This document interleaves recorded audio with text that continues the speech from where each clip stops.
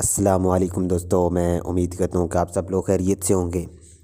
میں آج آپ لوگوں کے لیے ایک اور شاندار ویڈیو لے کر آیا ہوں۔ اس ویڈیو میں آپ لوگوں کو بتاؤں گا حضرت خالد بن ولید رضی اللہ عنہ کی زندگی کے بارے میں، کہ وہ کتنے اچھے عظیم سپہ سالار تھے، اور ان کی مکمل تاریخ کے بارے میں۔ اس ویڈیو کو مکمل آخر تک دیکھتے رہیے تاکہ آپ کو اپنے ہیرو کے بارے میں پتہ چل سکے۔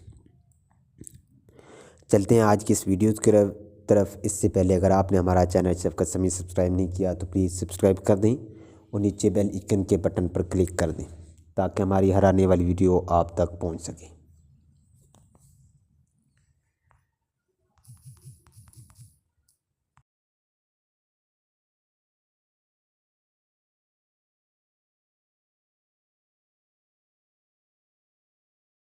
حضرت خالد بن ولید، جن کا لقب سیف اللہ تھا، مکہ کے ایسے گھرانے میں آنکھ کھولنے والا بچہ جو اپنی دولت، سخاوت اور فہم و فراست کے حوالے سے جانا پہچانا جاتا تھا۔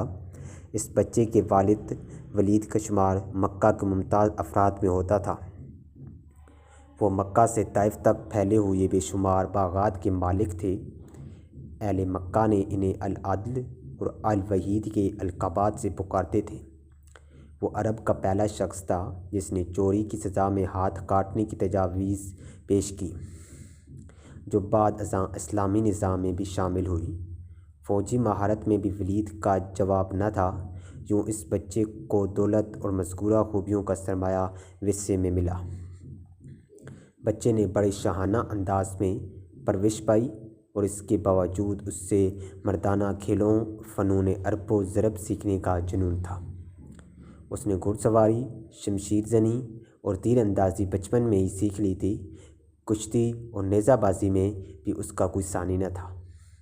لوگوں اسے میدان کا جادوگر کہتے تھے۔ ان خداداد صلاحیتوں کے مالک کا نام خالد بن ولید تھا۔ میدان کھیل کا ہو یا جنگ کا، اپنی ذہانت اور مہارت سے پھانسا اپنے حق میں پلٹنے کے ماہر تھے۔ حضرت خالد بن ولید نے کشتی میں مکہ کے بڑے نامور پہلوانوں کو پچھاڑا۔ ایک بار مکہ میں کشتی کے مقابلے ہو رہے تھے۔ حضرت عمر فاروق رضی اللہ عنہ، جن کا شمار شہر کے نامور کشتی لڑنے والوں میں ہوتا تھا، آپ رضی اللہ عنہ کے مقابل تھے۔ دونوں ایک دوسرے کو پچاڑنے کی بھرپور کوشش کر رہے تھے۔ مقابلہ کافی دیر جاری تھا اور فیصلہ نہیں ہو رہا تھا۔ اچانک حضرت خالد کا داؤ چل گیا۔ انہوں نے اپنے ماموں ذات حضرت عمر فاروق کو اٹھا کر پٹکا، جس سے حضرت عمر فاروق کی پنڈلی کی ہڈی ٹوٹ گئی اور میدان حضرت خالد کے ہاتھ رہا۔ قبول اسلام سے پہلے حضرت خالد بن ولید اسلام کے سخت مخالف تھے۔ آپ اسلام اور مسلمانوں کو نقصان پہنچانے کی ہر ممکن کوشش کرتے اور میدان جنگ میں مسلمانوں کے خلاف پیش رہتے تھے۔ جنگ احد میں فتح یاب مسلمانوں کو شدید نقصان پہنچانے والے خالد بن ولید ہی تھے۔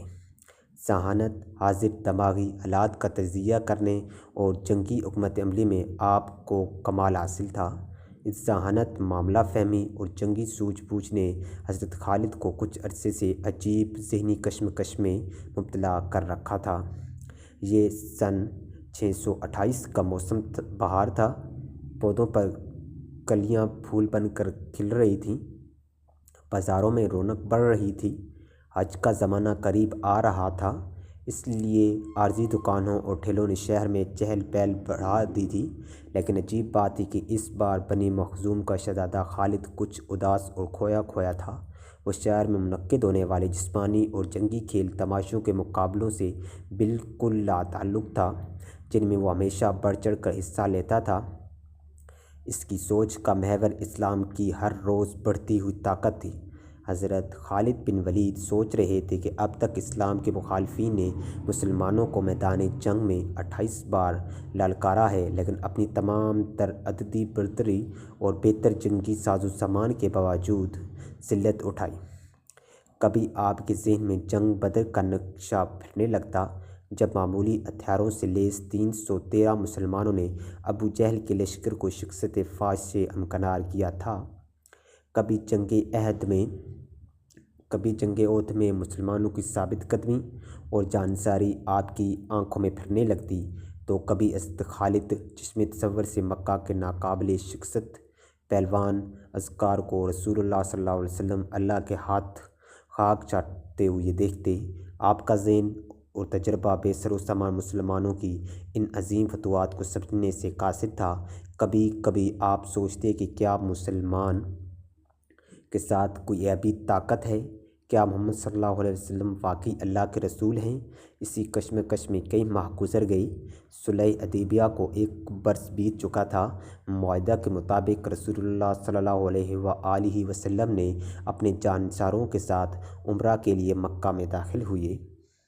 حضرت خالد بن ولید الجھے ذہن کے ساتھ مکہ سے نکل گئے تاکہ وہ شہر میں مسلمانوں کے داخلے کا منظر نہ دیکھ سکیں۔ مکہ میں 3 روز قیام کے دوران نبی کریم صلی اللہ علیہ وآلہ وسلم نے خالد بن ولید کے بھائی ولید سے فرمایا، افسوس خالد میرے پاس نہیں آیا، اگر وہ آتا تو ہم اس کا پرتپاک خیر مقدم کرتے۔ خالد جیسے شخص کو اسلام سے دور نہیں رہنا چاہیے۔ ایک دوسری روایت کے مطابق رسول اللہ صلی اللہ علیہ وسلم نے خالد بن ولید کے قبول اسلام کے لیے دعا فرمائی تھی۔ حضرت ولید نے اپنے بھائی کو بہت ڈھونڈا لیکن ان کا کچھ پتہ نہ چلا۔ آخر ولید نے اپنے بھائی کے نام ایک خط لکھا کر ایک شناسہ کے حوالے کیا اور درخواست کی کہ جب خالد آئیں تو یہ خط ان کو پہنچا دیا جائے۔ دوسری طرف خالد بن ولید کے دل کی کیا حالت تھی اور بھائی کے خط نے کیا کمال دکھایا، اس حوالے سے خود حضرت خالد بن ولید رضی اللہ عنہ فرماتے ہیں، میں اکثر سوچا کرتا تھا کہ مجھے پیغمبر اسلام صلی اللہ علیہ وسلم کے خلاف ہر جنگ اور ہر محاذ پر ناکامی کیوں ہوتی ہے؟ پھر آہستہ آہستہ میرے دل میں یہ خیال تقویت پکڑتا چلا گیا کہ کوئی ایسی طاقت میرے دل میں محمد صلی اللہ علیہ وسلم کے لیے جگہ بنا رہی ہے۔ پیغمبر اسلام صلی اللہ علیہ وسلم جب عمرہ کے لیے مکہ میں تشریف لائے تو میں وہاں سے نکل چکا تھا، جس پر میرے بھائی نے مجھے خط لکھا جس میں تحریر تھا، مجھے تعجب ہے کہ تم اسلام سے اس قدر نفرت کرتے ہو، حالانکہ تمہارے جیسا عقل مند آدمی کبھی اسلام سے دور نہیں رہ سکتا۔ میرے بھائی، گمراہی کے اندھیرے سے نکل کر حق کی روشنی میں چلے آؤ۔ بھائی کا خط پڑھ کے میرے دل کی حالت بدل گئی اور میں رسول اللہ صلی اللہ علیہ وآلہ وسلم کے حضور میں حاضر ہو کر اسلام قبول کرنے کو بےتاب ہو گیا۔ حضرت خالد بن ولید کے دل کو کس پل چین نہیں تھا۔ آپ نے مکہ کے بااثر افراد کو حال دل سنایا لیکن کسی نے قبول اسلام کے حوالے سے آپ کی حوصلہ افزائی نہیں کی۔ پھر آپ نے دل کا حال حضرت عثمان بن طلحہ کو سنایا، وہ قبول اسلام کے لیے آپ رضی اللہ عنہ کا ساتھ دینے پر راضی ہو گئے۔ یوں حضرت خالد اور حضرت عثمان حضور کریم صلی اللہ علیہ وسلم کی خدمت میں حاضر ہونے کے لیے مکہ سے مدینہ روانہ ہو گئے۔ راستے میں احد کے مقام پر ان حضرات کی ملاقات حضرت عمرو بن العاص سے ہوئی جو حبشہ سے آ رہے تھے۔ انہوں نے حضرت خالد بن ولید سے پوچھا، ابو سلیمان کہاں کا ارادہ ہے؟ حضرت خالد نے بتایا کہ وہ قبول اسلام کے ارادے سے مدینہ جا رہے ہیں۔ حضرت عمرو بن العاص نے بتایا کہ وہ بھی یہی ارادہ رکھتے ہیں۔ 31 مئی 628 عیسوی کا دن اسلامی تاریخ میں بے حد اہمیت رکھتا ہے۔ اس دن اسلام کے 2 عظیم جنرل خالد بن ولید اور عمرو بن العاص عثمان بن طلحہ کے ساتھ مدینہ منورہ میں داخل ہوئے۔ سب سے آگے حضرت خالد بن ولید، ان کے پیچھے عمرو بن العاص اور ان کے بعد عثمان بن طلحہ تھے۔ حضور کریم صلی اللہ علیہ وآلہ وسلم نے انہیں دور سے آتے دیکھا تو تبسم فرمایا اور اس وقت تک مسکراتے رہے جب تک یہ تینوں حضرات آپ صلی اللہ علیہ وآلہ وسلم کے پاس نہیں پہنچ گئے۔ انہوں نے آ کر خدمت اقدس میں اسلام عرض کیا اور کلمہ پڑھ کر مسلمان ہو گئے۔ صلح حدیبیہ کے بعد رسول اللہ صلی اللہ علیہ وسلم نے دعوت و تبلیغ کا دائرہ عرب کے دور دراز علاقوں اور دیگر ممالک تک بڑھانے کا فیصلہ کیا۔ چنانچہ رسول کریم صلی اللہ علیہ وسلم نے کئی صحابہ کرام کو اسلام کی دعوت نامے دے کر غیر مسلم عرب رئیسوں اور پڑوسی بادشاہوں کی طرف روانہ فرمایا۔ اسی سلسلے میں ایک خط حضرت حارث بن عمیر ازدی کے ہاتھ بصرہ کے عیسائی حاکم حارث بن شمر غسائی کو بھی بھجوایا گیا، جب حارث بن امیر بلقاء کے علاقہ موتا پہنچے تو یہاں کے عیسائی حاکم شرجیل بن عمر نے آپ کو گرفتار کر لیا اور سفارتی آداب و اخلاقیات کی دھجیاں اڑاتے ہوئے حضرت حارث کو بے دردی سے شہید کر ڈالا۔ جب حضرت حارث بن عمیر کی شہادت کی خبر آپ کو پہنچی تو آپ صلی اللہ علیہ وآلہ وسلم بے حد دکھی ہوئے۔ آپ صلی اللہ علیہ وآلہ وسلم نے حضرت زید بن حارث کو 3000 مجاہدین کے ساتھ حضرت حارث کے خون کا حساب لینے کے لیے موتا کی طرف روانہ فرمایا۔ یہ 8 ہجری کا واقعہ ہے۔ لشکر روانہ فرماتے ہوئے آپ صلی اللہ علیہ وآلہ وسلم نے ہدایت فرمائی کہ اگر دشمن سے لڑتے ہوئے زید شہید ہو جائے تو لشکر اسلام حضرت جعفر بن ابی طالب کی زیر قیادت لڑے۔ اگر حضرت جعفر بن بھی راہ اللہ میں جہاد کرتے ہوئے جام شہادت نوش کر لیں تو اسلامی فوج کی قیادت حضرت عبداللہ بن رواحہ سنبھال لیں۔ اگر وہ بھی خالق حقیقی سے جا ملیں تو مسلمان جس چاہ سالار لشکر چن لیں۔ شرجیل بن عمر غسانی کو جب اسلامی فوج روانہ ہونے کی اطلاع ملی تو اس نے زور و شور سے جنگی تیاریاں شروع کر دیں اور ساتھ ہی روم کے بادشاہ سے مدد طلب کی، جو اتفاق سے ایک بڑے لشکر کے ساتھ اسی علاقے میں موجود تھا۔ شہنشاہ روم نے 1,00,000 فوجی شرجیل کی مدد سے بھیج دیے۔ اسلامی لشکر جب موتا کے قریب پہنچا تو اسے دشمن کی اتنی بڑی تعداد اور وسیع پیمانے پر جنگی تیاریوں کے پتہ چلا۔ صورتحال کی سنگینی کو دیکھتے ہوئے بعض اصحاب نے مشورہ دیا کہ نبی کریم صلی اللہ علیہ وآلہ وسلم کو حالات سے آگاہ کر کے مدینہ امداد کی درخواست کی جائے۔ اس موقع پر حضرت عبداللہ بن رواحہ نے مسلمانوں کو مخاطب کرتے ہوئے کہا کہ اے لوگو، ہمیں دشمن کی تعداد کی کیا پرواہ، ہماری تو دلی خواہش ہے کہ اللہ کے دین کی خاطر اپنی جانیں قربان کر دیں اور شہادت کا درجہ پائیں۔ ہمارا بھروسہ تو صرف اللہ پر ہے، اٹھو اللہ کا نام لو، 2 کامیابیوں فتح یا شہادت میں سے ایک حاصل کر لو۔ حضرت عبداللہ بن رواحہ کی تقریر سن کر مجاہدین دشمن پر ٹوٹ پڑے۔ آسمان حیران تھا اور دنیا کی عسکری تاریخ پریشان تھی۔ ایک طرف 3000 مسلمان تھے اور دوسری طرف بہترین جنگی ساز و سامان سے لیس 1,25,000 سے اوپر رومی اور عرب عیسائی فوجیوں کا جمع خفیر تھا۔ مجاہدین کافروں کے لشکر پر اس شدت و بازی سے جپٹے کہ دشمن کی صفیں الٹ کر رکھ دیں۔ سالار لشکر حضرت زید بن حارث دشمنوں کو ختم کرتے ہوئے ان کی صفوں میں دور تک چلے گئے۔ آخر بے شمار کافر سپاہیوں نے انہیں گھیر لیا، لیکن اللہ کے سپاہی نے جام شہادت نوش کرنے سے پہلے دشمن کی لاشوں کو ڈھیر لگا دیے۔ اسلامی فوج کی قیادت حضرت جعفر بن ابی طالب نے سنبھال لی۔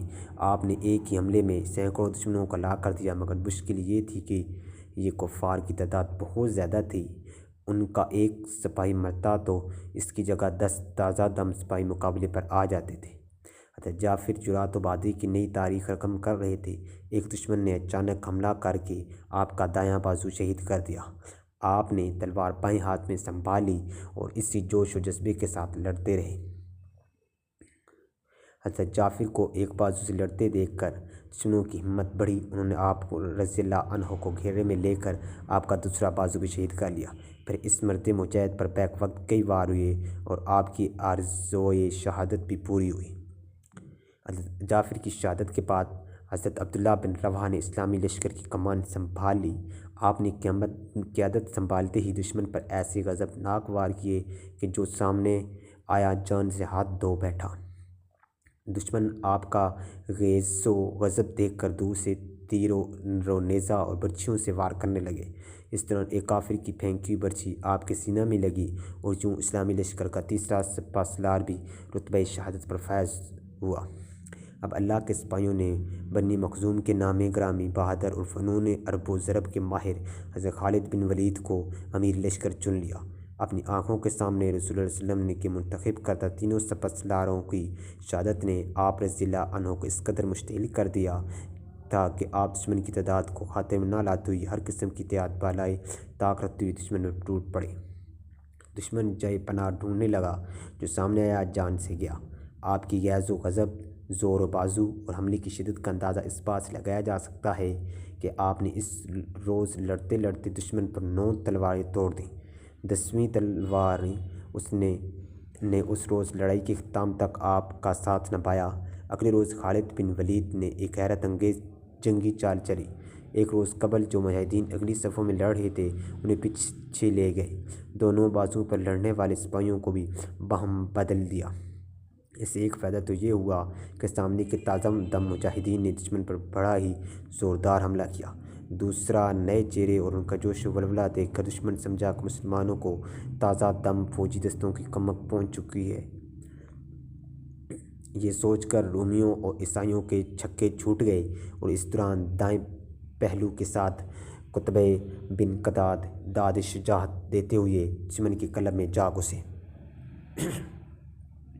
اور دیکھتے ہی دیکھتے دشمن فوج کے سپہ سالار کو مار گرایا، جس سے دشمن کا رہا سہا حوصلہ بھی جاتا رہا اور وہ گھبرا کر پسپا ہو گئے۔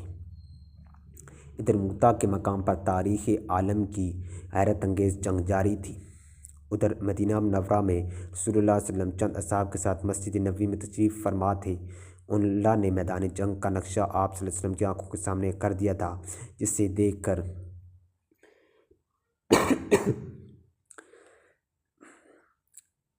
کر آپ صلی اللہ علیہ وسلم کی آنکھوں سے آنسو رواں تھے۔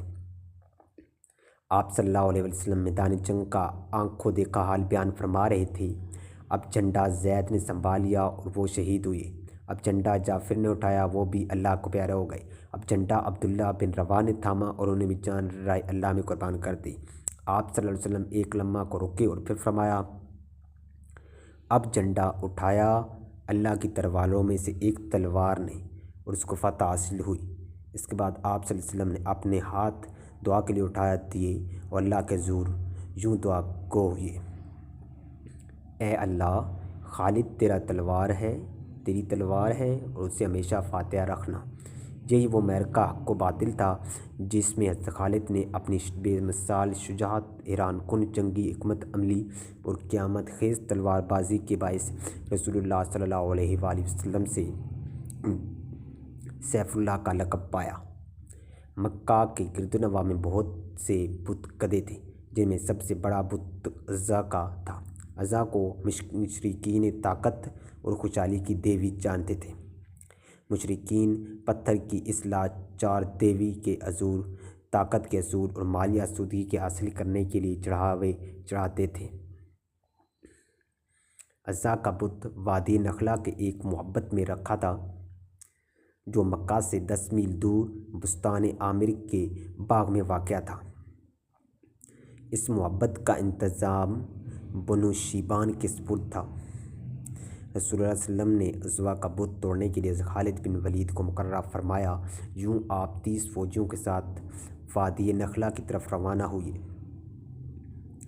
حضرت خالد بن ولید 25 رمضان المبارک کو اس معبد میں داخل ہوئے اور سامنے چبوترے پر رکھا عزا کا بت ایک ہی وار میں زمین بوس کر دیا۔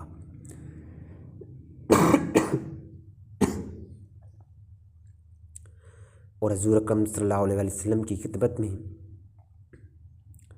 حاضر ہو کر خبر دی کہ عزا کو خاک میں ملا آیا ہوں۔ رسول اللہ صلی اللہ علیہ وآلہ وسلم نے فرمایا، نہیں خالد، تم عزا تک نہیں پہنچ سکے، واپس جاؤ اور اصلی بت کو توڑو۔ دراصل مشرکین نے طاقت کی دیوی کی حفاظت کے لیے 2 بت بنا رکھے تھے، ایک اصلی اور دوسرا نقلی۔ حضرت خالد رسول صلی اللہ علیہ وسلم کا حکم پا کر فوراً واپس پلٹے اور آپ کو واپس آتے دیکھ کر معبد کا پروہت و داسی اسی مت بھاگ گیا۔ جاتے جاتے وہ عزا کے گلے میں تلوار لٹکا گیا کہ طاقت کی دیوی خود ہی خالد بن ولید سے نمٹ لے گی۔ حضرت خالد عزا کے اصل بت کے توڑنے کے لیے آگے بڑھے تو ایک لڑکی نے بازو پھیلا کر آپ کا راستہ روک لیا۔ آپ نے پہلے وار میں اس کے سر کو تن سے جدا کر لیا اور دوسرے وار سے خوشحالی اور طاقت کی دیوی پاش پاش کر دی۔ فتح مکہ سے 15 روز بعد حضور اکرم صلی اللہ علیہ وسلم کو خبر ملی کہ بنو ثقف کا حکمران آس پاس کے ساتھیوں کے ساتھ مل کر مسلمانوں کے ساتھ فیصلہ کن جنگ کی تیاری میں مصروف ہے۔ آپ صلی اللہ علیہ وسلم 12,000 مجاہدین کے ساتھ اس خطرے سے نپٹنے کے لیے 27 جنوری 630 عیسوی کو مکہ سے روانہ ہوئے اور 31 جنوری کو عینین کے قریب ایک گہری وادی میں اتر گئی۔ فوج کو وادی کے پیچ و خم میں یوں چھپا دیا تھا کہ مسلمانوں کو اس کی کانوں کان خبر نہ ہوئی۔ 1 فروری سن 630 عیسوی کو اسلامی فوج کا ہر اول دستہ، جس کی قیادت خالد کر رہے تھے، گھات میں چھپے دشمن سے بے خبر وادی عینین کے تنگ درے میں داخل ہوا۔ طاق میں بیٹھے دشمن نے اس پر تیروں کی بارش کر دی۔ مسلمانوں کے لیے یہ حملہ قطعی غیر متوقع تھا۔ دوسری طرف مجاہدین کا دستہ جس راستے میں داخل ہو چکا تھا وہ بے حد تنگ تھا۔ مجاہدین پر کئی اطراف سے بے تحاشا تیر برس رہے تھے۔ مسلمانوں کو سنبھلنے کا موقع ہی نہ مل سکا۔ نتیجتاً ہر اول دستے میں بھگدڑ مچ گئی۔ گھوڑے بے قابو ہو کر الٹ پڑے۔ حضرت خالد اپنے سپاہیوں کو پکار رہے تھے، لیکن ایسا شور اور افراتفری مچی تھی کہ کوئی آپ کی آواز نہیں سن رہا تھا۔ ساتھ ہی آپ چند ساتھیوں کی مدد سے حملہ آور کو روکنے کی کوشش میں لگے ہوئے تھے۔ آپ کی توجہ بٹی ہوئی تھی۔ دشمن نشانہ تاک کر آپ پر تیر برسا رہا تھا۔ کئی تیر آپ کے جسم میں اتر چکے تھے، لیکن آپ ڈٹے ہوئے تھے۔ آخر زیادہ خون بہہ جانے کے باعث آپ بے ہوش ہو کر گھوڑے سے گر گئے۔ اس دوران ہر اول دستے کے پیچھے آتا اسلامی لشکر بھی اس تنگ راستے میں داخل ہو کر گھات لگائے دشمن کی تیروں کی زد میں آ چکا تھا۔ اسلامی لشکر ابھی ناگہانی برساتی تیروں سے نہ سنبھلا تھا کہ شکست کھا کر پسپا ہوتا ہر اول دستہ اس سے ٹکرایا۔ اسلامی لشکر میں شدید افراتفری پھیل گئی اور سپاہی ادھر ادھر بھاگنے لگے۔ اس وقت اگر کوئی میدان جنگ میں ثابت قدم تھا تو وہ رسول اللہ علیہ وسلم اور ان کے چند جاں نثار صحابہ، جن میں حضرت ابوبکر صدیق، حضرت عمر فاروق، حضرت علی اور حضرت عباس شامل تھے۔ اس وقت چند مسلمان سپاہی بھاگ رہے تھے اور دشمن ان کا تعاقب کر رہا تھا۔ اس نازک موقع پر حضرت علی نے کمال جرأت سے کام لیتے ہوئے حملہ آور دستے کے سالار کو مار گرایا۔ کئی دوسرے صحابہ بھی پلٹ کر اس دستے پر ٹوٹ پڑے۔ زبردست جھڑپ کے بعد بنو ثقف کا یہ دستہ بھاگ کھڑا ہوا۔ اب جنگ کا پھانسا پلٹنے لگا تھا۔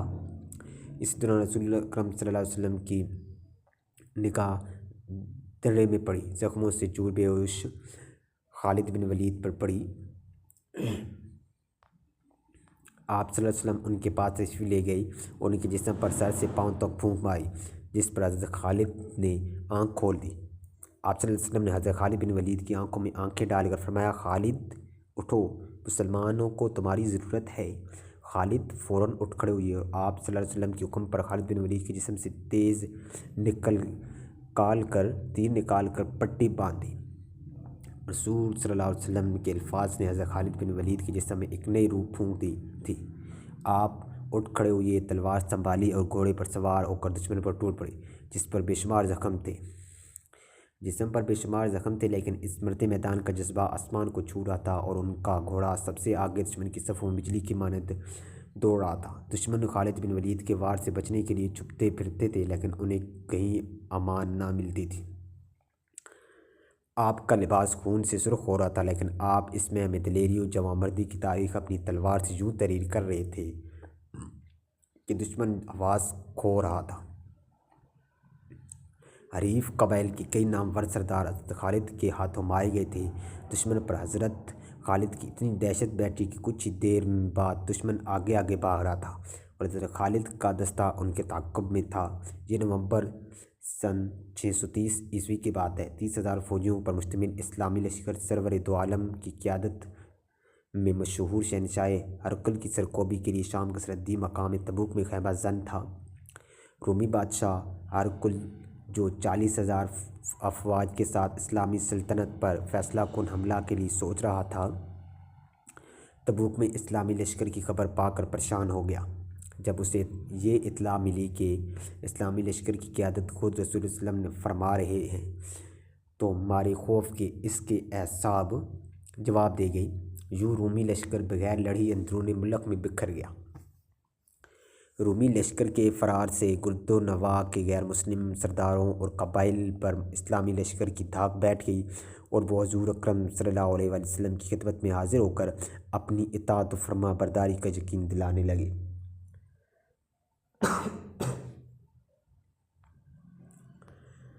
دومت الجندل کا ایک حکم اقدری بن عبد المالک بہت مغرور اور بد دماغ تھے۔ اس نے نہ صرف بارگاہ رسالت میں حاضری نہیں دی بلکہ آپ صلی اللہ علیہ وسلم کو دشمنی کا پیغام بھیجا۔ رسول اللہ صلی اللہ علیہ وسلم نے اس گستاخ کی سرکوبی کے لیے حضرت خالد بن ولید کو منتخب کیا، ساتھ یہ ہدایت فرمائی کہ اقدر کو زندہ پکڑ کر لانا ہے۔ حضرت خالد بن ولید فرمان نبی صلی اللہ علیہ وسلم کی تعمیل میں 400 سواروں کے ساتھ 2 متال جندل کی طرف روانہ ہو گئے۔ صحرائی راستہ بے حد دشوار گزار تھا۔ لوگ اس صحرا کو عبور کرنا موت کو دعوت دینے کے مترادف سمجھتے تھے۔ گرمی بلا کی تھی، پیاس سے جان نکلی جا رہی تھی۔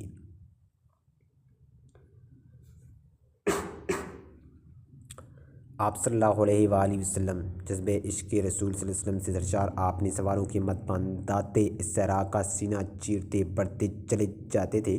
آخر آپ رضی اللہ عنہ کے اثر نے اس صحرا کو شکست دی اور آپ 2 متل جندل کے نواح میں پہنچ گئے۔ جہاں سے شہر کی فصیل صاف نظر آ رہی تھی۔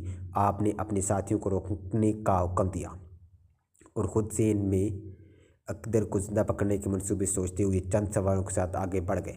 عین اسی وقت اللہ کا کرنا ایسا ہوا کہ شہر کا دروازہ کھلا اور شکار کا شوقین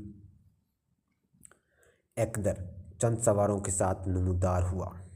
حضرت خالد بن ولید سمجھ گئے کہ ابھی اقدر کی مجاہدین کی آمد سے بے خبر ہے اور رسول اللہ صلی اللہ علیہ وسلم کی پیشگوئی کے مطابق شکار کے لیے نکلا ہے۔ آپ رضی اللہ عنہ نے انہیں آگے بڑھنے دیا۔ جیسے یہ لوگ شکار میں مشغول ہوئے، حضرت خالد بن ولید نے اس بد دماغ شکاری کو گھیر لیا۔ ابھی اقدر صورتحال کو سمجھنے کی کوشش کر رہا تھا کہ آپ رضی اللہ عنہ نے اپنے گھوڑے کو ایڑی لگائی۔ گھوڑا طوفان کی طرح اقدر کے گھوڑے کی طرف بڑھا۔ حضرت خالد نے پلک جھپکتے میں اقدر کو اس کے گھوڑے سے اچک لیا۔ شکاری خود شکار ہو گیا تھا۔ اقدر کو باندھ کر اس کے گھوڑے پر ڈال دیا گیا۔ پھر واپسی کا سفر شروع ہوا۔ آخرکار حضرت خالد بن ولید نے حسب ہدایت رسول اللہ صلی اللہ علیہ وسلم اقدر کو خدمت اقدس میں حاضر کر دیا۔ اقدر نے اپنی رویے پر معافی مانگی۔ آپ صلی اللہ علیہ وسلم نے اسے شرط پر رہا کر دیا کہ وہ خود مدینہ میں حاضر ہو کر شرائط صلح پیش کرے۔ رسول اللہ صلی اللہ علیہ وآلہ وسلم نے یہاں چند روز مزید قیام فرمایا اور دسمبر سن 630 عیسوی میں واپس مدینہ تشریف لائے۔ جب رسول اللہ صلی اللہ علیہ وسلم اس دنیا سے رخصت ہو کر اپنے خالق حقیقی سے جا ملے، یہ وہ وقت تھا جب مسلمان اپنے پیارے نبی کے غم میں نڈال تھے۔ ان کے حواس و حوصلے بکھر گئے تھے، ان کی سوچنے سمجھنے کی صلاحیتیں ساتھ چھوڑ گئی تھیں۔ ایک حشر کا سماں اور افراتفری کا عالم تھا۔ ان نازک حالات نے مدینہ کی نوخیزی اسلامی سلطنت کو سنگین نوعیت کے مسائل سے دوچار کر دیا تھا۔ یہ مسائل اس قدر گمبھیر تھے کہ خدا نخواستہ سلطنت اسلامیہ کا وجود ہی خطرے میں نظر آنے لگا تھا۔ کابرین اسلام نے رسول اللہ صلی اللہ علیہ وسلم کے وصال کے بعد حالات کی ذمہ داری حضرت ابوبکر صدیق کے کاندھوں پر ڈال دی تھی۔ اگرچہ اپنے پیارے رفیق نبی کریم صلی اللہ علیہ وسلم کی جدائی پر آپ رضی اللہ عنہ کا دل بھی خون کے آنسو رو رہا تھا، لیکن حالات اس بات کے متقاضی تھے کہ حضرت ابوبکر صدیق ہمت اور حوصلے سے کام لیتے ہوئے مدینہ کی نوزائیدہ اسلامی ریاست کو بچائیں۔ چونکہ اس وقت ایک طرف تو رسول اللہ صلی اللہ علیہ وسلم کی جدائی کے غم نے مسلمانوں کو ہوش و حواس سے بے گانہ کر رکھا تھا، تو دوسری طرف کفار اور منافقین اس موقع سے فائدہ اٹھا کر اسلام اور اسلامی ریاست کو مٹانے کے ناپاک ارادے باندھ رکھے تھے۔ کئی قبائل جن کا ایمان ابھی پختہ نہیں تھا یا پھر انہوں نے دل سے اسلام قبول نہیں کیا تھا، نبی کریم صلی اللہ علیہ وسلم کے وصال کی خبر سن کر مرتد ہو گئے تھے۔ متحد جھوٹے نبی بن بیٹھے، کوئی زکوٰۃ دینے سے انکاری کرتا تھا، کوئی دیگر رکن اسلام سے فرار حاصل کرنا چاہتا تھا، غرض ہر طرف افراتفری کا عالم تھا۔ ایسے بدترین حالات میں حضرت ابوبکر صدیق نے خود کو سنبھالا اور بے مثال ہمت و حوصلے سے کام لیتے ہوئے اسلام کے خلاف اٹھ کھڑے ہونے والے اس طوفان کے سامنے ڈٹ گئے۔ آپ نے اسلام دشمنوں، فسادیوں، نبوت کے جھوٹے دعویداروں سے نمٹنے کے لیے 11 لشکر تشکیل دیے، جن میں پہلے لشکر کے سربراہ حضرت خالد بن ولید تھے۔ حضرت خالد بن ولید نے سب سے پہلے طلحہ بن خویلد کی خبر لینے کا فیصلہ کیا۔ اس بیہودہ اور کذاب شخص نے نبوت کا جھوٹا دعویٰ کر رکھا تھا۔ طلحہ بن خویلد کا ایک فریب کار اور مکارانہ باتیں بنانے میں ماہر شخص تھا۔ اس نے اپنی چکنی چپڑی پرفریب اور سحر انگیز باتوں سے بہت سے لوگوں کے ذہنوں پر قبضہ کر لیا تھا۔ حضرت خالد بن ولید اس فتنہ کو جلد از جلد ختم کرنا چاہتے تھے، بس آپ کوچ پر کوچ کرتے اور ہفتوں کا سفر دنوں میں طے کرتے اور بلا ناگہانی کی طرح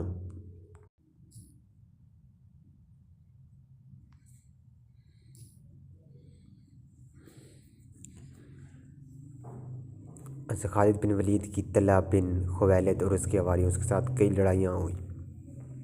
یہ بڑے ڈھیٹ لوگ ثابت ہوئی، ادھر شکست کھا کر بھاگتے، ادھر پھر سے جمع ہو کر مقابلے پر آ جاتے۔ آخر شکست پر شکست، ایک طرف تو ان کے حوصلوں پر دراڑیں ڈالنے لگی اور دوسری طرف ان کی افراتفری قوت کم ہونے لگی۔ صورتحال کو دیکھتے ہوئے طلحہ بن خویلد نے اپنی ساری قوت یکجا کر کے حضرت خالد سے فیصلہ کن لڑائی کا ارادہ کر لیا۔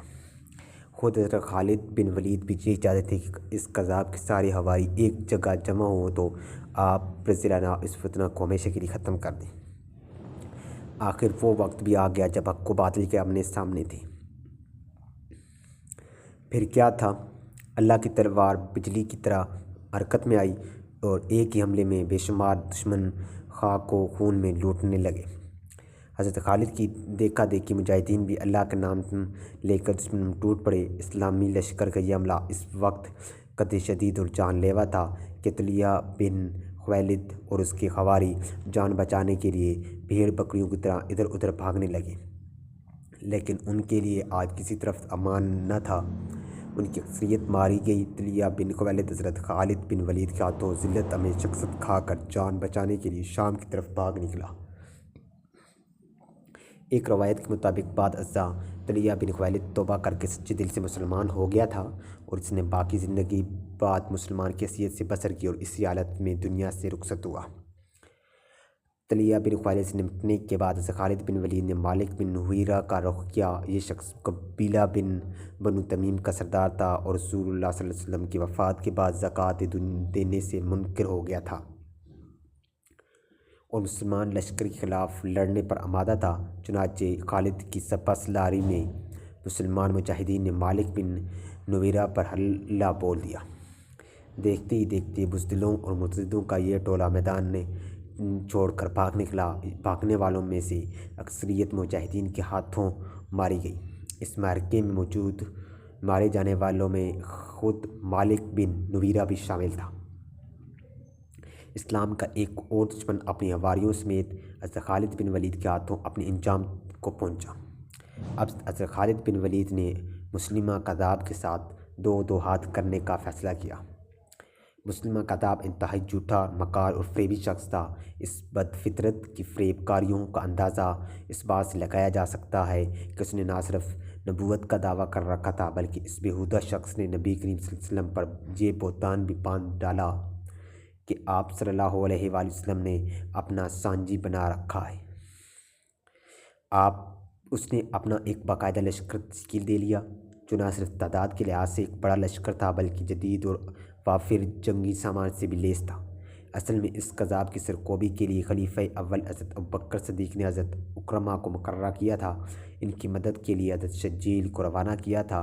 ساتھ ہی یہ ہدایت بھی کی تھی کہ حضرت شجیل کے پہنچنے تک مسلمہ کذاب کے ساتھ جنگ نہ چھڑی جائے، لیکن حضرت اکرمہ نے جوش میں آ کر حضرت شجیل کے آنے سے قبل ہی مسلمہ کذاب کی فوج پر حملہ کر دیا۔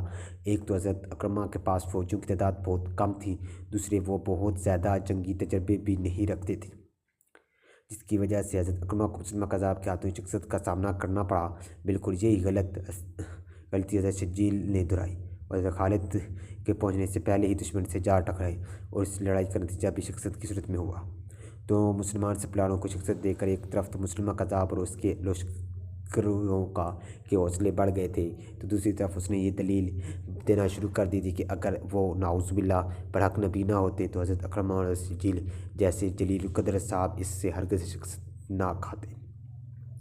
اس کا نتیجہ یہ نکلا کہ سادہ لہو لوگ اس کذاب کے جانچے میں آسانی سے آنے لگے، جن کی بدولت اس کی فوجی اور سیاسی قوت بڑھنے لگی۔ اب اس کذاب کے فتنے کا فوری خاتمہ بہت ضروری ہو گیا تھا۔ ان حالات کا اندازہ حضرت خالد بن ولید کو بھی تھا، جنہیں اب خلیفہ اول کی طرف سے اس کذاب کے خاتمے کی ذمہ داری سونپی گئی تھی۔ اس لیے ایپرک رفتاری سے منزلوں پر منزلیں طے کرتے مسلمہ کذاب کے سر پر آن پہنچے۔ اقربا مقام پر دونوں کی فوجیں آمنے سامنے تھیں۔ جب مسلمہ کذاب کو حضرت خالد بن ولید کے آنے کی خبر ہوئی تو وہ 40,000 فوجیوں کے ساتھ میدان جنگ میں اترا۔ حضرت خالد بن ولید نے ایک اونچی جگہ پر اپنے لشکر کو روک لیا۔ یہاں سے آپ دشمن پر اچھی طرح نظر رکھتے تھے۔ مسلمہ کذاب نے اپنے لشکر کو 3 حصوں میں تقسیم کر دیا۔ دائیں حصہ کی سپہ سالاری نہار الرجال کی سپرد کی۔ بائیں حصے کا سردار حکم بن طفیل کو مقررہ کیا۔ جب کلب کی قیادت خود سنبھالی اور جنگ کے لیے تیار ہو گیا، حضرت خالد نے سب سے پہلے مسلمہ کذاب اور اس کے پیروکار کو دین حق کی دعوت دی۔ جواب میں مسلمہ کذاب نے مسلمانوں کو اپنے خود ساختہ دین کی طرف بلایا۔ پھر دونوں لشکر آمنے سامنے صف آرا ہو گئے۔ مسلمہ کذاب ایک فریبی اور مکار شخص ہی نہیں تھا، بلکہ بطور جنگی ماہر کہ اس نے بڑا نام پیدا کیا تھا۔ اس نے جنگ کی چال چلی تاکہ مجاہدین تھک جائیں تو ان پر دائیں بائیں سے طوفانی حملے کر کے تہس نہس کر دیا جائے۔ اس کے برعکس حضرت خالد بن ولید نے سامنے سے سیدھے حملے کا فیصلہ کیا۔ تم آپ نے بھی اپنے لشکر کو 3 حصوں میں تقسیم کیا۔ ایک طرف ابو حذیفہ تھے تو دوسری طرف بازوؤں کی کمان زید بن خطاب سنبھالے ہوئے تھے۔ جب کلب کی قیادت خالد بن ولید نے خود اپنے ہاتھ میں رکھی، یہ سن 632 عیسوی کی بات ہے، دسمبر آدھے سے زیادہ گزر چکا تھا۔ ایک صبح مسلمہ کذاب اور لشکر اسلام کے درمیان ایسی خون ریزہ جنگ کا آغاز ہوا جس کی مثال اس سے پہلے کی اسلامی تاریخ میں نہیں ملتی۔ کذابی لشکر کی طرف سے دائیں طرف کے سپہ سالار نہار الرجال نے مسلمانوں کو مقابلے کی للکارا۔ مقابلہ پر زید بن خطاب آئے۔ دونوں کے درمیان مردانہ وار مقابلہ ہوا، لیکن آخر نہار الرجال زید بن خطاب کے ہاتھوں مارا گیا۔ پھر گمستان کا رن پڑا۔ یوں لگتا تھا جیسے فریقین فتح و شکست کے لیے نہیں بلکہ زندگی اور موت کے لیے برسر پیکار ہوں۔ حضرت خالد کی قیادت میں مجاہدین بڑھ چڑھ کر مرتدین پر حملہ آور ہو رہے تھے اور چاہتے تھے کہ لذابی لشکر کو ہمیشہ کے لیے ختم کر دیں۔ دوسری طرف مسلمہ کذاب اپنے لشکر کو گھما پھرا کر دفاعی انداز میں لڑا رہا تھا اور چاہتا تھا کہ مسلمان تھک جائیں تو انہیں گھیرے میں لے کر پیش ڈالیں۔ کذاب کی طرف سے دفاعی جنگ کے باوجود جنگ میں بے پناہ شدت پائی جاتی تھی۔ زمین خون سے سرخ ہو رہی تھی۔ زمین پر جا بجا لاشیں بکھرے پڑتے تھے یا زخمی پڑے آہ و بقا میں مصروف تھے۔ مجاہدین چونکہ تعداد میں قلیل تھے اور انہوں نے جارحانہ حکمت عملی اپنا رکھی تھی، اس لیے ان پر آہستہ آہستہ تھکن غالب آنے لگی۔ مسلمہ کذاب اس لمحے کے انتظار میں تھا۔ اس نے تازہ دم دستے جنگ میں بھیج دیے جو یکا یک دفاعی جنگ چھوڑ کر مجاہدین پر جارحانہ حملہ کرنے لگی۔ کذابی لشکر کے تازہ دم دستوں نے تھکے ہارے مجاہدین پر بے پناہ دباؤ بڑھا دیا۔ لشکر اسلام عملوں کی شدت سے پسپا ہونے لگا تھا۔ مسلمانوں کی پسپائی کی وجہ صرف یہ نہیں تھی کہ وہ تعداد میں کم تھے اور لڑتے لڑتے تھک چکے تھے۔ تاریخ گواہ ہے کہ مسلمانوں نے ایسی بے شمار جنگیں لڑی تھیں جن میں دشمن کی تعداد ان سے کئی گنا زیادہ تھی، لیکن مجاہدین اللہ نے دین اللہ کے فضل سے انہیں شکست فاش دی۔ اس بار پسپائی کی ایک بڑی وجہ لشکر اسلام میں اختلاف کا پیدا ہونا تھا۔ اس موقع پر مہاجرین و انصار اس بحث میں پڑ گئے کہ ان میں سے زیادہ بہادر کون ہے۔ یہ وہ نازک وقت تھا کہ اسلامی لشکر دشمن کی طاقت سے زیادہ اپنی نا اتفاقی کے باعث تباہی کے دانے پر پہنچ چکا تھا۔ دشمن کا دباؤ مسلسل بڑھ رہا تھا اور اسلامی لشکر میں شکست کے آثار پیدا ہونا شروع ہو گئے تھے۔ حضرت ثابت بن قیس، حضرت زید بن خطاب، حضرت حذیفہ جیسے بہادر نامور جنگجو جرأت و بہادری کی نئی تاریخ رقم کرتے ہوئے جام شہادت نوش کر چکے تھے۔ اس لمحے وہ شخص آگے بڑھا جس کے بارے میں عرب کہا کرتا تھا کہ وہ جنگ کا پھانسا پلٹنے اور ہاری ہوئی جنگ جیتنے میں مثال ہے۔ حضرت خالد بن ولید نے اس نازک صورتحال میں اپنے حواس کو مجتمع کیا، پھر مہاجرین و انصار کی بہادری کا قضیہ جھگڑا یوں نمٹایا کہ مہاجرین کا لشکر الگ بنا دیا اور انصار کا لشکر الگ، بلکہ تیسرا لشکر بدوؤں کا تشکیل دیا، اور فرمایا کہ اب ثابت قدم کرو کہ تم میں سے اللہ کے زیادہ قریب کون ہے۔ اس سپاہی نے اسلامی لشکر کی کمزوری کو دیکھتے ہی دیکھتے دشمن کے لیے ایسی خوفناک اور تباہ کن طاقت میں بدل دیا۔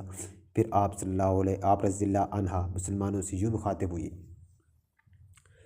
اللہ کے مجاہدوں، ہم نے میدان جنگ میں باہمی اتحاد کو نظر انداز کیا ہے۔ کوئی نہیں بتا سکتا کہ تم میں سے کون بہادری سے لڑا اور کون پہلے بھاگا، مہاجر، انصار یا بدو۔ اب میں نے تینوں کو الگ الگ کر دیا ہے۔ بہادری اور بزدلی کا فیصلہ تنہا ذہنی سے نہیں، میدان جنگ میں ہوگا۔ اٹھو اور دشمن پر جوابی حملہ کرو۔ اگر ایک گروہ پر دشمن کا دباؤ بڑھ جائے تو دوسرا اس کی مدد کرے۔ ہمیں آج ثابت کرنا ہے کہ مسلمہ کی نبوت جھوٹی ہے۔ یاد رکھو، اگر آج ہم شکست کھا گئے تو جھوٹی نبوت تم پر مسلط ہو جائے گی۔ ہم مسلمہ کے غلام اور ہماری عورتیں مرتدین کی لونڈیاں ہوں گی۔ حضرت خالد بن ولید کے خطاب کے بعد تمام لشکر نے قسمیں کھائیں کہ وہ آخری دم تک دشمن سے لڑیں گے۔ پھر حضرت خالد کے حکم پر اسلامی لشکر اللہ اکبر کے نعرے لگاتا ہوا دشمن پر ٹوٹ پڑا۔ فریقین ایک دوسرے کو صفحہ ہستی سے مٹانے کے لیے بڑھ چڑھ کر حملے کر رہے تھے۔ کبھی اسلامی لشکر کا پلڑا بھاری نظر آتا تو کبھی مسلمہ کذاب کے فوجی میدان مارتے۔ مورخین کے مطابق مسلمانوں کو ایسا سخت اور خونریزہ معرکہ پہلے کبھی پیش نہیں آیا تھا۔ میدان لہو رنگ ہو گیا تھا، ہر طرف لاشیں بکھر پڑی تھیں۔ حضرت خالد بن ولید کے ذہن نے صورتحال کا تجزیہ کیا تو ایک ہی بات سمجھ میں آئی کہ جب تک مسلمہ کذاب نہیں مارا جاتا دشمن کو ہرانا محال ہے۔ اس فیصلے پر پہنچ کر حضرت خالد نے نظر میدان جنگ پر ڈالی، پھر اللہ کا نام لے کر تنہا دشمن پر ٹوٹ پڑے۔ جو سامنے آیا مارا گیا۔ مرتدین کے کئی نامی گرامی جنگجو حضرت خالد کی تلوار کا نشانہ بنے۔ آپ دشمن کو مارتے کاٹتے مرتدین کی قلب تک جا پہنچے اور مسلمہ کذاب کے مقابلے کی دعوت دی۔ کذاب جو حضرت خالد بن ولید کی غیظ و غضب اور جنگی مہارت کے ہاتھوں اپنے سورماؤں کو گاجر مولی کی طرح کاٹتے دیکھ چکا تھا، گھبرا کر اپنے محافظوں کے حلقے میں لشکر کے مزید اندر چلا گیا۔ حضرت خالد نے پلٹ کر مجاہدین کو ایک دم حملہ کرنے کو حکم دیا اور خود مسلمہ کے محافظ دستے پر ٹوٹ پڑا۔ مسلمہ کے محافظوں کا حلقہ حضرت خالد کی تلوار نے تہس نہس کر دیا۔ دشمن پلٹ کر بھاگا اور مورخین کے مطابق یہ لڑائی اس قدر خونریزہ تھی کہ جس گھاٹی میں یہ لڑائی ہو رہی تھی اس کا نام ہی خون کی گھاٹی پڑ گیا۔ مرتدین کی ایک بڑی تعداد نے بھاگ کر عدیقۃ الرحمن نامی باغ میں پناہ لے لی۔ یہ قلعہ نما وسیع و عریض باغ تھا جس کا دروازہ بے حد مضبوط تھا۔ حضرت خالد بن ولید مجاہدین کے ساتھ دشمن کا تعاقب کرتے ہوئے اس باغ کے دروازے تک پہنچ چکے تھے اور سوچ رہے تھے کہ مضبوط دروازے کو کیسے توڑا جائے۔ اس دوران میں ایک بہادر سپاہی برا بن مالک آگے بڑھا اور اس نے اصرار کیا کہ اسے باغ کے اندر پھینک دیا جائے تاکہ وہ باغ کا دروازہ کھول دے۔ جب برا کا اصرار حد سے بڑھا تو اسے باغ کی دیوار پر چڑھا دیا گیا اور اسے اللہ کے سپاہی نے اندر کود کر درجنوں دشمن سپاہیوں کو گھیرا تلوار کے زور پر توڑ کر باغ کا دروازہ کھول دیا۔ پھر اسلامی لشکر سیلاب کی مانند باغ میں داخل ہو گیا۔ یوں مرتدین اس کثرت سے مارے گئے تھے کہ اس باغ کا نام عدیقۃ الموت پڑ گیا۔ اب مسلمہ کذاب کو اپنی موت صاف نظر آ رہی تھی۔ وہ اپنے چند محافظوں کے ساتھ باغ سے باہر نکلنے کی کوشش میں وحشی بن عرب کی برچھی کا نشانہ بن کر شدید زخمی ہو گیا۔ کذاب اپنے پیٹ سے برچھی نکالنے کی کوشش کر رہا تھا کہ ابو دجانہ نے آگے بڑھ کر تلوار کی ایک ہی وار سے اس کا سر تن سے جدا کر دیا، جسے دیکھ کر مرتدین کا بچہ کچھ لشکر بھی سر پاؤں رکھ کر بھاگ کھڑا ہوا اور یوں تاریخ اسلام کی خونریزہ ترین جنگ ختم ہوئی جو حضرت خالد رضی اللہ عنہ کے فوجی کارناموں میں ایک یادگار کارنامے کا اضافہ کر گئی۔ اب خالد بن ولید کی نظریں ہرا پر لگی تھی۔ دریائے فرات کے کنارے بسا یہ شہر آتش پرستوں، آگ کو پوجنے والا کا گڑھا مانا جاتا تھا۔ اس علاقے میں پر عزادابہ نامی شخص حکومت کرتا تھا۔ عزادابہ نے خورنکھا نام کا ایک ایسا شاندار محل بنوا رکھا تھا جس کی مثال مدائن سے روم تک نہیں ملتی تھی۔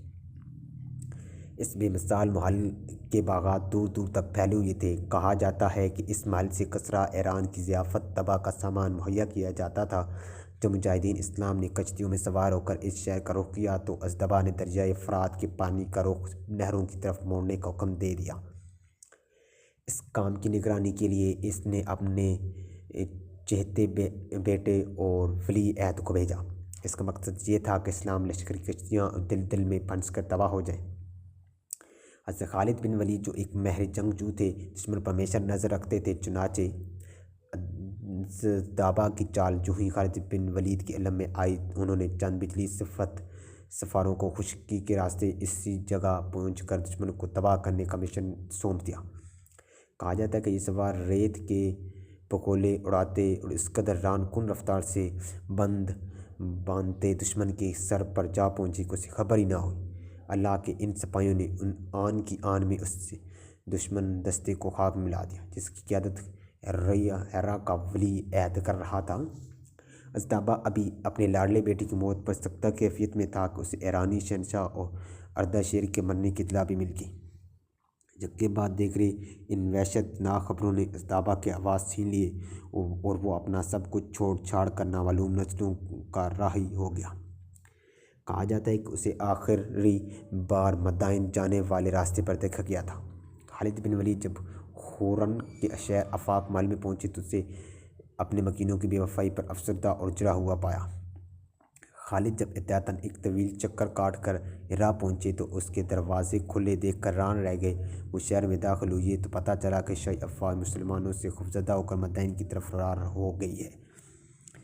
ہرا فتح ہو چکا تھا لیکن اس کے ارد گرد 4 مضبوط اور مشہور قلعے تھے جنہیں فتح کیے بغیر ہرا پر قبضہ کوئی معنی نہیں رکھتا تھا۔ یوں تو ان 4 قلعوں کے محافظ بہادر اور جابر جنگجو تھے، لیکن ان میں سے کسر ابن بغیلہ نامی قلعے کا قلعے دار عبداللہ مسیح بن عمرو ان 4 قلعوں کی اصل طاقت مانا جاتا تھا۔ اس کو عراق کا شہزادہ بھی کہا جاتا ہے۔ باقی تینوں قلعوں دار اس کے زیر اثر تھے۔ عبداللہ مسیح ایک حاضر دماغ، حاضر جواب، غیر معمولی دانش مند اور جرأت و حوصلہ میں بے مثال شخص تھا۔ اس وقت اس کی عمر 100 سال کی تھی۔ بڑھاپے کا باعث اس کی کمر جھک چکی تھی لیکن اس کی ہمت اور حوصلہ بدصورت جواں تھا۔ خالد بن ولید نے قلعہ دراں کو قبول اسلام یا جزیہ کی ادائیگی کا پیغام بھیجا اور جواب میں چاروں نے متفقہ طور پر خالد کی بات ماننے سے انکار کر دیا اور جنگ کرنے کا فیصلہ کر لیا۔ خالد بن ولید نے 4 قلعوں پر بیک وقت حملہ کر دیا۔ مجاہدین کو چاروں جگہ شدید مزاحمت کا سامنا کرنا پڑ رہا تھا اور فریقین کے درمیان سخت مقابلہ سخت تھا۔ خالد بن ولید 4 قلعوں کا ایک ہی روز میں فتح کرنے کے خواہشمند تھے، لیکن قلعوں کی بلند پسلیوں سے مجاہدین پر تیروں اور منجنیقوں کے ذریعے مٹی اور پتھر کے گولے کی بارش ہو رہی تھی۔ دوسری طرف مجاہدین کی بلندی کی طرف چلائے جانے والے تیر اس قدر کارگر نہیں ہو رہے تھے جس صورتحال سے دشمن کے حوصلے بلند تھے۔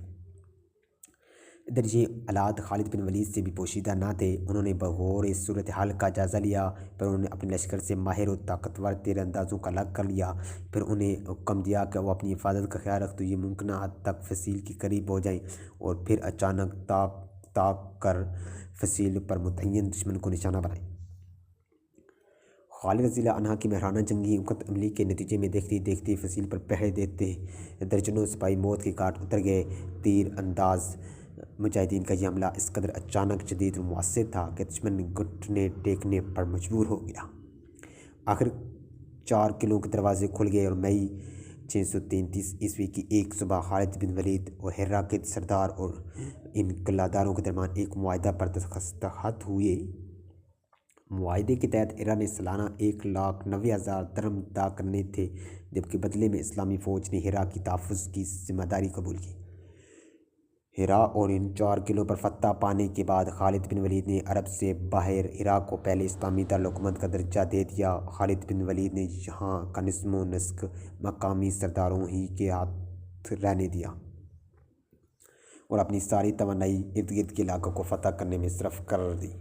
انہوں نے اسلامی لشکر کو کئی حصوں میں بانٹ کر آس پاس کے سارے علاقے پر قبضہ کر لیا۔ اس طرح جون سن 633 کے آخر تک دجلہ اور فرات کا تمام روحانی درمیانی علاقہ ہرا کی اس اسلامی ریاست کی زندگی آ چکا تھا۔ خالد بن ولید خلیفہ کا پیغام پڑھ کر بے حد پریشان تھے۔ حضرت ابوبکر صدیق نے انہیں پیغام بھیجا تھا کہ جب تک حیض بن غنم کا لشکر دومت الجندل کے میں سر کر تم سے نہیں آ ملتا، مدائن کی طرف پیش قدمی نہ کرنا۔ خالد علاقے کی صورتحال پر گہری نظر رکھے ہوئے تھے۔ انہیں صاف نظر آ رہا تھا کہ مدائن کو اس وقت یوں ہی چھوڑ دیا گیا تو صدیوں کی شہنشاہت کے ذریعے اثر رہنے والے وسیع علاقے پر پھیلی ہوئی آبادیوں میں بغاوت پھوٹ پڑے گی اور اتنے بڑے رقبہ پر پھیلنے والی بغاوت سے نمٹنا محال ہوگا۔ یہ حالت نہ صرف خود خالد بن ولید اور اس کے افواج کے لیے انتہائی خطرناک ہوں گے بلکہ ایاز بن غنم کا لشکر بھی سنگین خطرات میں آ جائے گا۔ خالد بن ولید کی پریشانی کی وجہ یہ تھی کہ ایک طرف تو خلیفۃ الرسول کا حکم تھا جسے وہ نظر انداز نہیں کرنا چاہتے تھے، جبکہ دوسری طرف حالات مدائن کے خلاف فوری کارروائی کے حق میں تھے۔ تیسری طرف اس بات کا ذرا بھی امکان نظر نہیں آ رہا تھا کہ حیض بن غنم جلد ہی دومت الجندل کے خلاف کامیابی حاصل کر لیں گے۔ حضرت خالد کچھ دیر گہرے غور و فکر میں ڈوبے رہے، پھر ایک فیصلے پر پہنچ گئے۔ انہوں نے مجاہدین کو اپنے فیصلے سے آگاہ کرتے ہوئے یہ کہا کہ خلافت مدینہ کا احترام اپنی جگہ مسلم ہے، لیکن حالات ایسے ہیں کہ ہم ایاز کی فوج کا انتظار نہیں کر سکتے۔ اللہ کی قسم، کسریٰ کی فوج ہم سے خائف ہے۔ دوسری طرف اہل مدائن تخت نشینی کی جھگڑوں میں پڑے ہیں۔ یہ صورتحال تقاضا کرتی ہے کہ دشمن کو طاقتور ہونے سے پہلے کچل دیا جائے، اور اسی وقت ایرانی فوج کی زیادہ تر نفری ریاست کے 2 بڑے شہروں عین التمر اور النبار میں تھی۔ عین التمر ہرا کے قریب واقع تھا، جبکہ النبار کا فاصلہ اس سے 2 گنا تھا۔ فرات کے کنارے واقع النبار امن تجارتی شہر تھا، اس میں غلے کے بڑے بڑے ذخائر تھے۔ خالد بن ولید نے اللہ کا نام لے کر جون سن 633 کے آخر میں 9000 مجاہدین کے ساتھ مدائن کی طرف کوچ کیا۔ اس وقت خالد بن ولید خلافت مدینہ کا حکم مان کر مدائن کے خلاف کارروائی کا آغاز نہ کرتے تو علاقے میں مسلمانوں کی فتح شکست میں تبدیل ہو سکتی تھی، اور اس سے ایاز بن غنم کو بھی شدید نقصان پہنچنے کا خدشہ تھا۔ خالد بن ولید نے سب سے پہلے الانبار کو فتح کرنے کا فیصلہ کیا، جس تک پہنچنے کے لیے شیر زاد سے نمٹنا ضروری تھا۔ خالد رضی اللہ عنہ کوچ در کوچ کرتے ہوئے فرات کے کنارے میں واقع اس شہر کے نواح میں جا پہنچے، جہاں پہنچ کر خالد بن ولید نے حسب روایت کسریٰ اور مدائن کے حکام کو پیغامات بھیجائے، جن میں کہا گیا تھا کہ نجات صرف مدینہ کی اطاعت میں ہے، قبول اسلام یا قبول جزیہ، دونوں میں سے ایک کا انتخاب کر لو، یہی تمہارے حق میں بہتر ہے۔ جواب نفی ملا۔ اس پر خالد بن ولید نے اپنے 3 اندازوں کے خصوصی دستے طلب کر لیے۔ ان 3 اندازوں کی خصوصیت یہ تھی کہ جسمانی طور پر مضبوط اور طاقتور تھے، اور بہت دور سے اپنے ہدف کو ٹھیک نشانہ بنانے میں جواب نہیں رکھتے تھے۔ خالد نے ایسے 1000 تیر اندازوں کو حکم دیا کہ وہ خندق کے قریب اس انداز میں جائیں جیسے خندق عبور کرنے یا جائزہ لیتے جا رہے ہوں، پھر جہاں سے اچانک اور بیک وقت فیصل کے محافظوں کی آنکھوں کو نشانہ بنائیں۔ پھر 1000 تیر انداز خندق کے پاس گئے اور بیشتر اس کے دشمن ان کا منشا سمجھا پاتا۔ 1000 تیر فیصل کی حفاظت پر معمور مجوسیوں کی آنکھوں میں اتر گئے۔ جب وہ چیخ و پکار کرتے قلعے کے اندر گئے تو وہاں پر موجود لوگوں کے چہروں خوف و دہشت سے پھیل گئے تھے۔ خود شیرزادہ اس قدر خوف زدہ ہوا کہ فوراً چند شرائط پر خالد بن ولید کی صلح کو پیشکش کر دی۔ خالد بن ولید نے جواباً پیغام دیا کہ مفتوح کو شرائط پیش کرنے کا کوئی حق نہیں ہوتا۔ پھر خالد بن ولید نے خود خندق کا جائزہ لیا اور اس کا نسبتاً کم چوڑا حصہ منتخب کیا، پھر کمزور اور بیمار اونٹوں کو ذبح کر کے اس میں پھینکوا دیا۔ یوں خندق کا یہ حصہ بھر گیا، اور پھر دیکھتے ہی دیکھتے خالد بن ولید نے اپنے مخصوص تیر اندازوں کے ساتھ اس انوکھے پل سے خندق عبور کر گئی۔ جب دشمن نے دیکھا کہ مسلمان تیروں کو خاطر میں نہ لا تو یہ خندق عبور کر رہے ہیں تو ان کا رہا سہا حوصلہ بھی جواب دے گیا۔ وہ بھیڑ بکریوں کی طرح ادھر ادھر بھاگنے کی لگے۔ مجوسی سپاسلار نے اس فوج کے ایک حصے کو حکم دیا کہ وہ قلعہ سے نکل کر خندق عبور کرتے مسلمانوں کو روکے۔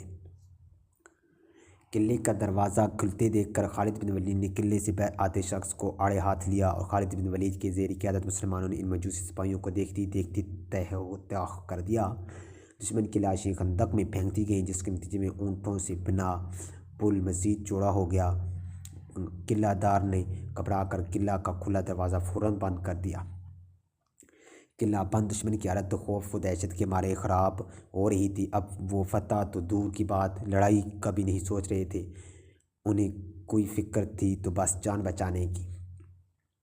قلعہ والوں کی حالت عجیب و غریب تھی۔ ایک طرف شیرزاد پریشانی کے عالم میں ٹہل رہا تھا، دوسری طرف زخمیوں کی آبکا، تیسری طرف ہلاک ہونے والوں کے عزیز و اقارب کا رونا اعصاب کا امتحان لے رہا تھا۔ آخر شیرزاد کا حوصلہ جواب دے گیا اور اس نے خالد بن ولید سے امان کی درخواست کی۔ خالد نے کہا، میں شیرزاد کو اس کے خاندان اور سپاہیوں کے ساتھ اس طرح شہر سے جانے کی اجازت دیتا ہوں کہ ان کے پاس گھوڑوں کے سوا کچھ نہ ہو اور وہ ہماری فوج کے سامنے سے گزرے۔ جولائی سن 633 کی گرم صبح شیرزاد گردن جھکائے اپنے اہل خانہ اور بچی کچی فوج کے ساتھ شہر چھوڑ گیا۔ خالد مجاہدین کے ساتھ اللہ اکبر کے نعرے لگاتے ہوئے فاتحانہ شہر میں داخل ہوئے۔ شہریوں نے مسلمانوں کی اطاعت قبول کر لی۔ خالد بن ولید نے اپنے نائب زبرقان بن بدر کو یہاں کا امیر مقرر کیا اور خود عین التمر کی طرف کوچ کر گئے۔ حضرت ایاز بن غنم دومت الجندل کی مہم میں بری طرح پھنسے ہوئے تھے۔ اس شہر کو زیر کرنے کے لیے ان کی ہر کوشش ناکام رہی تھی۔ آخر تنگ آ کر ایاز نے حضرت خالد بن ولید کو مدد کے لیے پکارا۔ جب خالد بن ولید کو ایاز بن غنم کا پیغام ملا تو مدائن پر حملے کا سوچ رہے تھے، لیکن اب ایاز کی مدد ناگزیر تھی۔ کچھ دیر سوچ بچار کے بعد خالد نے جواب بھیجا، ایاز ذرا صبر کرو، تلواریں لہراتے دستے برق رفتاری سے تمہاری مدد کے لیے پہنچ رہے ہیں۔ پھر خالد نے عدیم کو عین التمر کا امیر بنایا اور خود محض 6000 منتخب سواروں کے ساتھ دومت الجندل کی طرف کوچ کر گئے۔ اللہ کے سپاہیوں کا یہ منتصر سا لشکر حواس سے باتیں کرتا ہوا صرف 10,000 میں اکتر بن مالک کے سر پر پہنچ گیا۔ جی ہاں، یہ وہی اکتر بن مالک تھا جس نے رسول وسلم کے دور میں بھی اکڑ دکھائی تھی اور آپ صلی اللہ علیہ وسلم کے حکم پر خالد زندہ پکڑ کر برگاہ رسول صلی اللہ علیہ وسلم میں پیش کر چکے تھے۔ اس وقت اس نے اپنے رویے پر معذرت کر کے اطاعت قبول کر لی تھی، لیکن نبی کریم صلی اللہ علیہ وسلم کے اس دنیا سے پردہ فرمانے کے بعد یہ گستاخ پھر سے مسلمانوں کے خلاف ہو گیا تھا۔ دومت الجندل میں اس وقت اکتر بن مالک کے لشکر کے علاوہ بڑے بڑے عیسائی قبائل اور بت پرستوں کے جنگجو بھی بڑی تعداد میں موجود تھے۔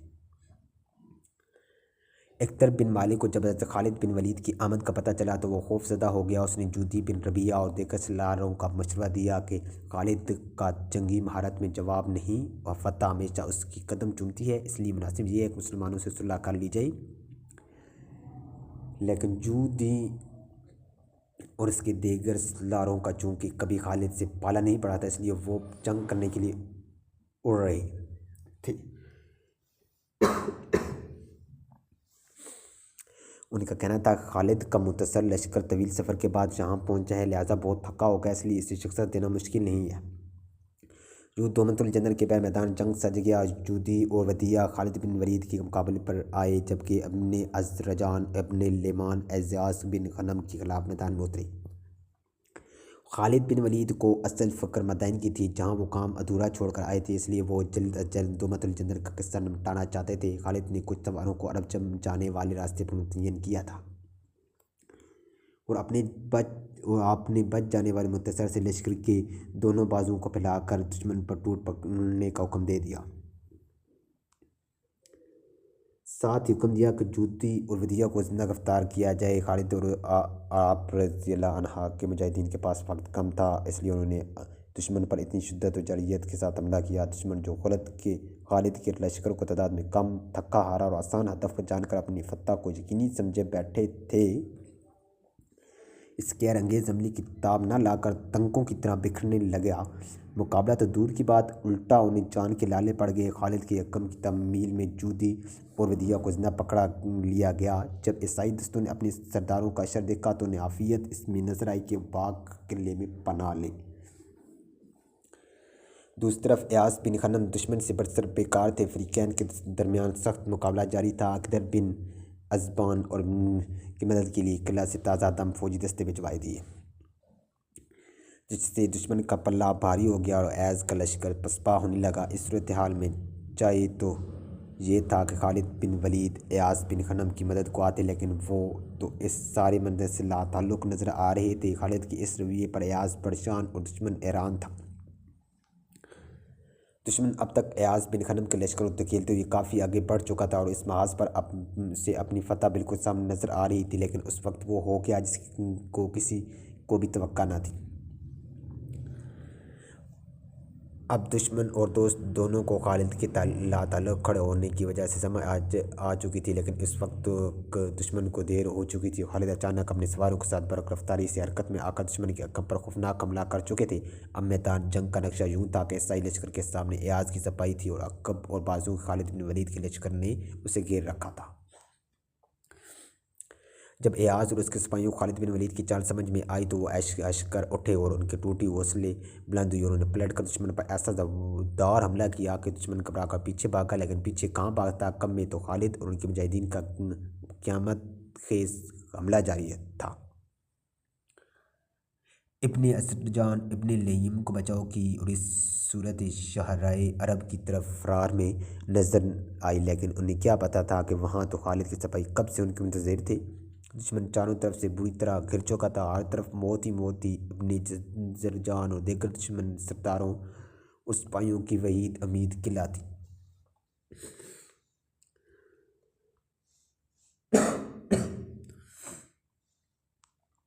وہ قلعے کے دروازے تک پہنچنے کی جان توڑ کوشش کرنے لگے۔ دیکھتے ہی دیکھتے قلعے کے دروازے کے سامنے لاشوں کے ڈھیر لگ گئے۔ عیسائی لشکر کا بیشتر حصہ فنا کے گھاٹ اتر چکا تھا۔ قریب تھا کہ دشمن کے بچے کچے فوجی مجاہدین کے ہاتھوں مارے جاتے۔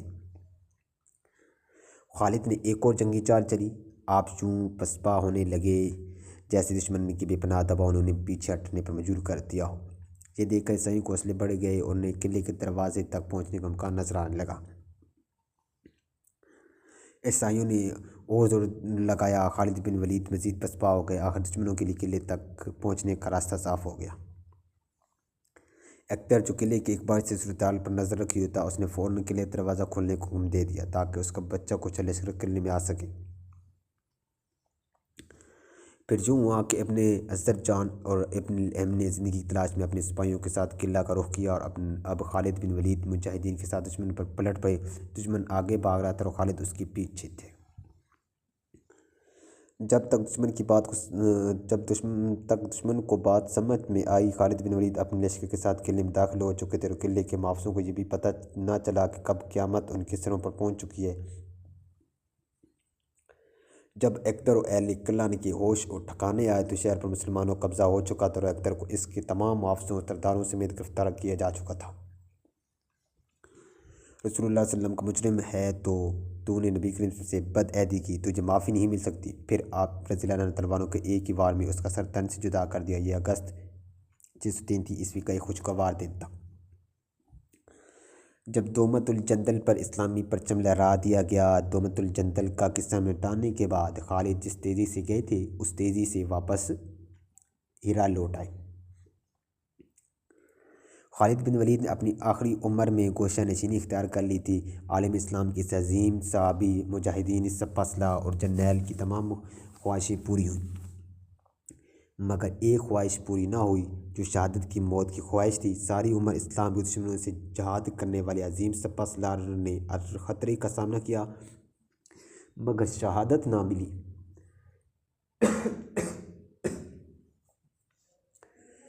جس کے لیے آپ رضی اللہ عنہ نے فرمایا، میرے جسم پر کوئی ایسی جگہ نہیں جہاں پر زخموں کے نشان نہ ہوں، مگر مجھے جہاد کرتے ہوئے شہادت نہ ملی۔ حضرت خالد بن ولید کو نبی کریم صلی اللہ علیہ وسلم نے سیف اللہ کی تلوار کا لقب دیا تھا۔ پھر یہ اللہ کی تلوار کس طرح ٹوٹی حضرت خالد بن ولید نے 642 ہجری کو حضرت عمر فاروق کے دور خلافت میں وفات پائی۔ دوستو میں امید کرتا ہوں کہ آپ سب لوگ خیریت سے ہوں گے اور آپ کو میری یہ ویڈیو بہت پسند آئی ہوگی۔ پلیز اپنی رائے کا اظہار کمنٹ میں ضرور کیجیے۔ ملتے ہیں ہم اگلی ویڈیوز میں، تب تک مجھے دیجیے اجازت۔ اللہ حافظ۔